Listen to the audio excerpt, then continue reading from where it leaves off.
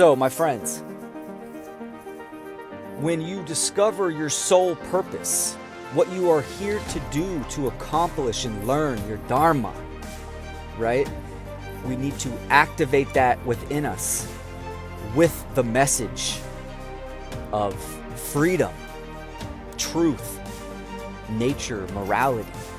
This is true empowerment. And we get there by inspiring others, not forcing it down their throat or trying to force them to have self-realization. We inspire them to do the work on their own and self-actualize. Have a good day.